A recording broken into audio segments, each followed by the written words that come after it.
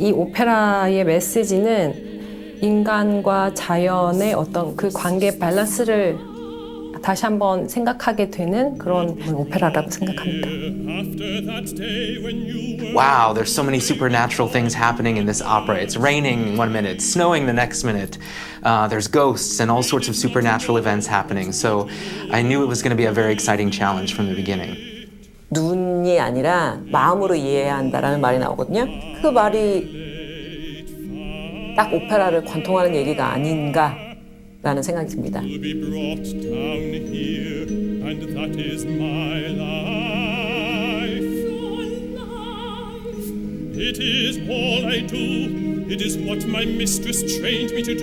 We were actually trying to think about the best ways of bringing together all of the elements that underpin this opera, that it's inspired by Korean culture and that it looks outward and has universal appeal.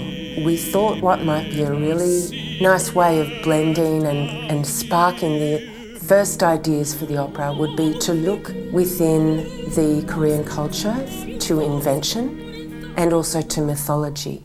And the common theme to both of those elements is water. When I first picked up this story for the first time and I got the libretto for the first time, I was thinking about water. So I started thinking about how this opera's themes are about humanity's resistance to nature and how stone is such an important symbol of that, because I think for many, many years we've used stone to try to control water, to try to keep it at bay. But with time, water wears away even the toughest stone. So you'll see a lot of stone and water imagery, of course, in the piece itself.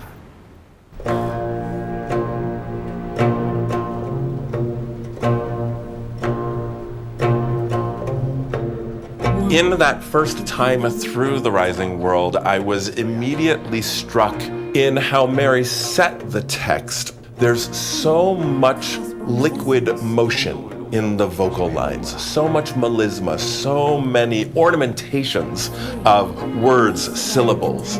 So I knew that tackling it with the singers was going to be an interesting challenge. 일단 처음에는 사람이 알아들을 수 없는 아로만 한 가지 모음으로만 이렇게 노래를 이어가거든요. 제가 특별한 가사는 없지만 그 아로만 부르는 그 멜로디만으로도 공주의 단절된 또는 안타까운 외로운 그런 감정을 조금 전달을 하고 싶은데 사실 그게 쉽지 않은 것 같아요. 이제 공주는 저주에 걸렸고 왕은 나라가 공경에 빠졌고 그다음에 제 제자는 아무것도 모르는 제자에서 이렇게 성장하는 모습이 그려지는데 그것에 비해서 제 캐릭터는 조금 그렇게 극적이지는 않아요. 그런데 제가 찾은 매력이라고 하면 처음부터 끝까지 서포트 해주는 역이라고 할까요? 그래서 조금 더 극을 단단하게 만드는, 그리고 처음부터 끝까지 밑에서 극을 받치고 있는 그런 모습들을 제가 이제 연습을 하면서 많이 느끼고 있어요. 그래서 그런 것이 매력이지 않을까라고 생각을 합니다.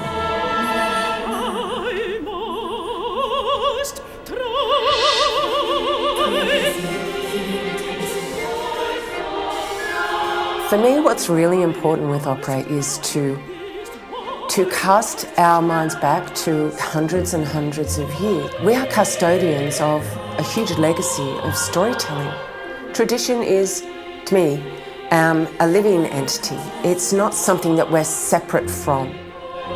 I think sometimes we tend to view tradition as being passé. It's gone. But we are actually part of the living tradition of opera, of storytelling. And so I feel like I am at service to that. What I learned through this process, especially working with Mary, but also especially with Stephen, was that we were all on the same page about what right meant. It's about using all of those moments, those musical and dramatic moments, to tell a clear and coherent story. That's a good reminder for us as artists that we carry hopefully in all of our work that we do after the Rising World. I love knowing that this experience is going to be different for each individual who comes to the show. I hope that they're engaged by the material. I hope that they leave actively thinking about what they've been through and what the characters that they've witnessed have been through. And I hope that this piece is more relevant to their current thoughts about our relationship as humankind to nature, and that they go away thinking about the piece in a way that sometimes operas that we're familiar with may not be the case. So this is a new story, and I hope that the audience goes away with new thoughts and new feelings about what they've just seen.